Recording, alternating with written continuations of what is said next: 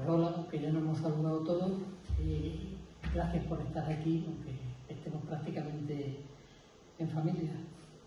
La presentación de un libro que se titula Rumbo a Zaragoza, Crónicas de la columna de Urruti.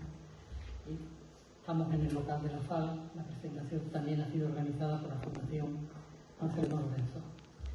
El autor del libro, Roberto Martínez, aragonés, de Huesca, es licenciado en Historia por la Universidad de Zaragoza, es graduado por la UNESCO en Historia del Arte y tiene un diploma en Estudios Avanzados.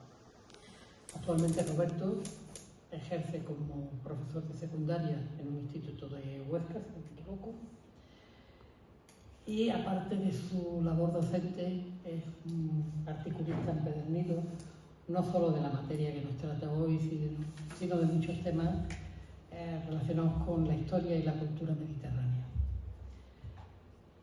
El libro del que nos va a presentar Roberto es un libro que cuando lo leí me sorprendió especialmente porque se enfrenta a un momento muy importante en la historia del anarquismo y del anarcosindicalismo español. Es un libro que, centrado sobre lo que fue la columna de Urruti, los hechos de la columna de Urruti, el posterior devenir de la columna de Urruti, en este 90 aniversario de la Revolución Social Española, o del intento de revolución social más importante que hubo en España, nos enfrenta con muchos temas importantes. Nos enfrenta a cómo veía el movimiento anarquista y anarcosindicalista la insurrección, la huelga general, el levantamiento frente al Estado en ese momento. Nos enfrenta a dilemas de cómo una organización o unas organizaciones profundamente antimilitaristas tenían que enfrentarse a la guerra, al combate, a la formación o no de ejércitos, por muy populares que se les llamen, pero que no dejan de ser ejércitos. Y como tales ejércitos son organizaciones extremadamente jerarquizadas para que supuestamente sean funcionales. También nos enfrenta al hecho de cómo concebían aquellos que estaban en la columna de Urruti y el que le daba nombre, cómo concebían el hecho de que guerra y revolución tenían de ser inseparables, y los dilemas que esto generaba dentro del propio movimiento anarquista y en la sociedad de la época. Y también el hecho de cómo podían organizarse esas nuevas estructuras económicas y sociales que surgían, cómo debían de organizarse, qué forma tomar, cómo podían consolidarse, cómo podían mejorar la vida de la gente. Y también hay una última parte, no menos importante, aunque sea dolorosa, que es cómo este movimiento es doblemente derrotado.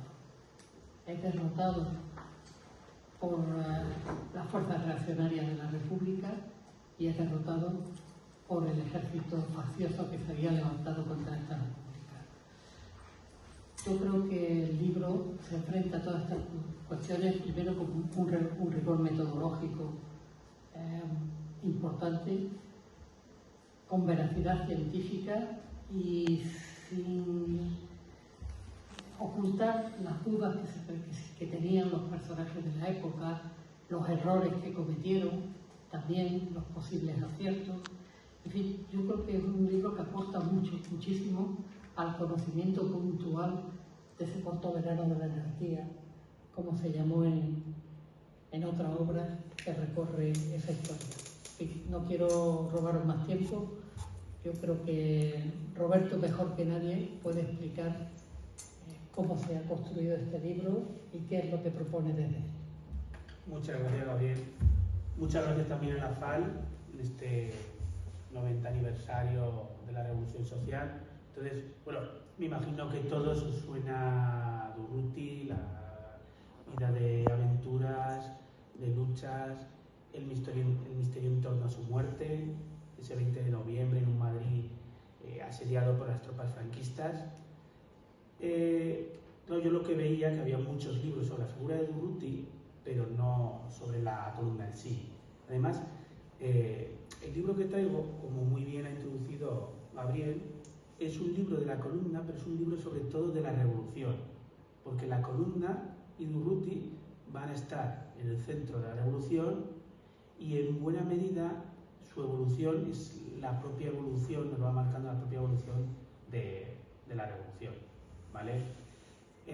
La CNT, para que os hagáis una idea, en 1966 tenía alrededor de 500.000 de afiliados, ¿vale? Y era una organización clave dentro del panorama trabajador en España. Previamente, en la Guerra Civil, en 1931 había comenzado la Segunda República y esta Segunda República pues da margen para la libertad de expresión, para la movilización, y el movimiento libertario va a tener una relación de amor-odio con esta república. Va a haber periodos de colaboración, pero va a haber también periodos de enfrentamiento, porque al fin y al cabo esa república es una república liberal capitalista, para que me entendáis. Entonces, durante el periodo republicano, los anarquistas van a encabezar diferentes insurrecciones, ¿vale? Y es a lo que dedico el primer capítulo, porque al calor de esas insurrecciones también se van a producir, ellos mismos van a ir viendo pues bueno, la realidad, las dificultades de la lucha armada, y van a ir replanteándose muchas cosas. Entonces, la primera que tiene lugar, me imagino veis allí, es la del Alto Llobregat, de forma espontánea, con motivo de un conflicto laboral. Se proclama el comunismo libertario, bueno, dura unos pocos días, llega la Guardia Civil, lo liquida, y digamos que eso crea la sensación, ellos perciben como, bueno, hay un ambiente en el pueblo de insatisfacción, revolucionario, y van a llevar a cabo dos insurrecciones planificadas, que son, bueno, entro más en detalle en el libro, en enero, en diciembre del 33, planificadas, pero que todavía como que consideran que, bueno, que ellos tienen como una imagen un tanto, yo veo como romántica. Dicen, bueno, pues una minoría de personas que encabece la lucha, el pueblo revolucionario por naturaleza, nos servirá. Entonces, al final, ¿qué ocurre? Son como conatos, hay en diferentes sitios, hay conatos revolucionarios, pero bueno, rápidamente son aislados y son sofocados por las fuerzas, ¿vale? Aquí se ven las fuerzas de asalto, la Guardia Civil. Entonces, estas fotos simplemente es como para ver, bueno, son la masacre de Casas Viejas, una cadena de presos, y sobre todo llegamos a octubre del 34, tras la entrada de la ciudad del gobierno, y allí, por ejemplo, en Asturias sí que se ha tomado el control de la zona durante un periodo de un par de semanas, ha sido necesario que acuda el ejército, y allí lo que se debate en el anarquismo es, dicen, mira, ahora que teníamos la oportunidad de haber intentado hacer algo, ahora nos hemos visto desarmados, ahora nos hemos visto con la gente en las prisiones, porque previamente, de forma un tanto pues desorganizada, acalorada, nos hemos lanzado a la lucha y ahora nos hemos visto pues desarmados. Y claro, el interés que tienen estos eventos, a fin de cuentas para luego, es que abren muchos debates sobre la organización, sobre la realidad de la revolución, y por ejemplo, el periodo republicano, esto se va a plasmar en los comités de defensa. Los comités de defensa ya existían desde el comienzo de la República, pero eran simplemente como pequeños grupos que tenían que hacer como de tropas de choque cuando comenzase la revolución. Y entonces dicen, no, cuidado, dice, esto es más complicado de lo que parece. El pueblo puede estar insatisfecho, pero no se va a lanzar a la lucha. Hace falta información, hace falta preparación. Entonces estos comités de defensa ya se estructuran en diferentes áreas, levantan planos, reúnen armas, por ejemplo, pues ven dónde se puede conseguir armas, comienza una insurrección, estudian el alumbrado eléctrico, estudian el alcantarillado, o sea, pasan a ser algo más como en plan de preparación, son tropas como de choque, pero también como de preparación para ese momento en que ¿vale? Y entonces el momento que se abre la oportunidad para que dé lugar a ese corto verano de la anarquía que ha mencionado Gabriel, esa especie de edad de oro del anarquismo, paradójicamente es el levantamiento militar. Los sectores sociales conservadores en España estaban insatisfechos con la República porque la veían demasiado reformista o que peligraban parte de sus privilegios, entonces encabezan un golpe de Estado, bueno, llevan a cabo el golpe de Estado del ejército. Aquí, bueno, el ejemplo de un periódico pues, muy optimista pone: heroicos núcleos de elementos leales resisten a los sediciosos, tal. El gobierno de la República domina la situación, pero ya sabemos que, bueno, el golpe es derrotado parcialmente, digamos, o triunfa parcialmente. Triunfa en parte de la geografía y en otra parte, en la parte mayoritaria, es derrotada por una combinación de fuerzas de policía y fuerzas del ejército que no se rebelan y sobre todo elementos de las organizaciones trabajadoras. Entonces, por un lado, el golpe es derrotado, pero además eso va a provocar el hundimiento del Estado republicano. Se hunde el Estado republicano y los trabajadores se arman por primera vez. Por ejemplo, hay una imagen, el cartel es conmemorativo, muy famoso, y hay una imagen, trabajadores con las armas, y eso da pie a la revolución, que es una revolución que se plasma en las milicias, que parten al frente, las patrullas de control, que controlan pueblos, barrios, las colectividades, otros elementos como a lo mejor comités que se van formando para organizar la vida en barrios, organizar la vida en pueblos. Pero claro, es importante ver que frente a esos elementos, a ese nuevo orden revolucionario, permanecen los viejos elementos del Estado republicano. El Estado republicano queda muy maltrecho, pero ahí sigue, ¿vale? Y también impulsando este proceso hay que ver, están los anarquistas, pero bueno, luego hay parte del pueblo trabajador, a lo mejor que no tiene afiliación específica, hay sectores que pueden estar afiliados a UGT, sectores que pueden estar en el POU, ¿vale? Entonces, el resultado, a fin de cuentas, es una multitud de organismos nuevos que han surgido revolucionarios y al lado, de forma nominal, permanece el Estado republicano, que está muy maltrecho, muy desarticulado, que en un primer momento, digamos, ha perdido el poder, ha perdido también, digamos, la imagen de cara a los trabajadores, pero ahí sigue. Digo, ha perdido la imagen porque, por ejemplo, cuando se les solicitan armas, las autoridades republicanas normalmente dan largas, se niegan o dan muy al final, cuando ya está muy avanzado el golpe. Las armas normalmente son tomadas por los trabajadores, son tomadas en los cuarteles, son tomadas por ejemplo, en las dotaciones de los barcos que están en los puertos, etcétera, etcétera, o en las armerías. En el caso de Cataluña, pues bueno, estas imágenes son muy famosas. Guardias de asalto por la gorra que salen allí enfrentando a los militares sublevados y sobre todo los anarquistas coordinados y organizados en sus comités de defensa, que precisamente la importancia que van a tener sus comités es que cuando comienza el golpe los cogen organizados. Por ejemplo, tiene un protagonismo brutal en Cataluña, son los protagonistas de primer orden. Y la imagen de la victoria, ahí si lo conocéis, García Oliver, se ve ahí con el ratón, García Oliver empuñando un subfusil, aquí Ricardo Sanz, como diciendo, pues hemos vencido al ejército, porque en Cataluña, en Barcelona, las tropas salen a la calle y son batidas, son derrotadas, ¿vale?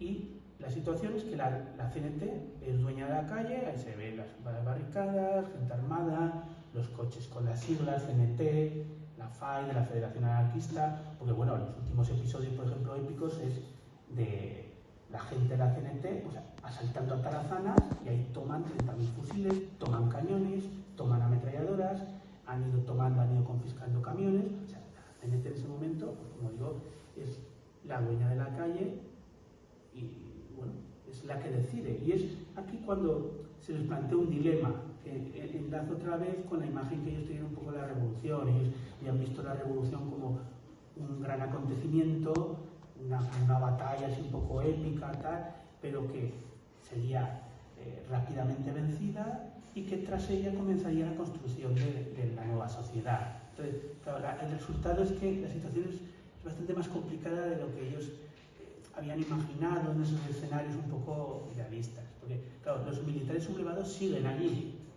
No están en Cataluña, pero siguen más allá. En la propia Cataluña no son los únicos. Están los nacionalistas catalanes, la pequeña burguesía. Está el Partido Comunista que se está organizando. En otras zonas está el PNV. En Madrid, en Asturias están los socialistas. Entonces, ellos no son los únicos que pueden decidir, pues ya está, hacemos esto o aquello. Y entonces, digamos que ellos se lo plantean en forma de un dilema, en una reunión larguísima, tiene lugar ahí un pleno improvisado, y es, por un lado, se plantea, disolvemos la Generalitat y proclamamos el comunismo libertario, que ellos lo entendían como entregar el poder y la gestión de la sociedad a los sindicatos de la CNT. Para que sepa la cuestión, eso García Oliver lo llama ir a por el todo, porque lo del poder además le sonaba muy mal, y entonces él, digamos, hace una fórmula como más amable. Entonces, vamos a por el todo, o por el otro lado hay otros que dicen, cuidado que están ahí los militares sublevados, cuidado que ahí están la potencia francesa, o están los franceses, los británicos que pueden intervenir, cuidado que no sé qué. Entonces dicen otros, o por contra, aplazamos la revolución y colaboramos con todos los demás, y luego, derrotados los militares sublevados, ya vemos. Y entonces, como pongo allí una estrellita y tal, digamos que se decantan por esta segunda opción. Claro, aquí parte del problema es que ya el propio dilema, digamos que les atrapa. Ellos siempre habían imaginado, ¿no?, la revolución, como digo, pues nada, tenemos a todas las masas de nuestra parte, será coser y cantar y ya construir la sociedad. Y no es así, agrupan a buena parte de los trabajadores, pero no a todos. Y por toda España están surgiendo comités, diferentes comités en los barrios, en las ciudades, que agrupan a trabajadores de la CNT, de la UGT, del POM, de diferentes ideologías. Y esta ideología que tienen les ciega ante esa realidad de esos comités que puede ser la revolución en sí. Pero como ellos no lo habían imaginado, ni siquiera se lo plantean. O sea, ellos ven o la CNT se hace cargo de la sociedad o mantenemos lo que había. Claro, y están surgiendo todos esos comités por toda España, y en vez de decir, pues estos comités van a representar a la clase trabajadora y van a hacer la revolución, pero esa realidad no lo ven, ¿vale? Como digo, entonces, bueno, el tema del dilema. Y entonces, a raíz de este acuerdo de que, bien, vamos a colaborar con los nacionalistas catalanes, con los comunistas, etcétera, etcétera. A raíz de este acuerdo, pues forman lo que se llama el Comité Central de Milicias Antifascistas. Y pongo por allí un organismo a medio camino de un gobierno. Para poner el nombre de comité, está más amable. Esta foto es significativa porque, bueno, se ven los correajes. Esta es la primera reunión. En los correajes no se adivinan las pistolas, aquí las municiones, entonces, bueno, bastante significativa. Pero claro, la Generalitat sigue allí. O en Valencia también se forma una especie de comité, pero al lado de Valencia pues siguen las autoridades republicanas. Entonces, claro, este comité al principio va a ejercer como una especie de gobierno, pero la Generalitat se va a conformar a estar de millones simplemente. Pues evidentemente no. Luego va a ir maniobrando para ir recuperando el poder, para ir poniendo otra vez a los mozos a sus órdenes, para ir, pues eso, recuperando su parcela, ¿vale? Y es aquí cuando comienza la epopeya de la columna, y cómo, bueno, simboliza un poco lo que digo, esa revolución que asciende, podemos decir se atasca, y luego retrocede y es derrotada antes del final de la guerra civil. Es importante verlo, ¿vale? Entonces, pues eso, la euforia, la columna de Urruti,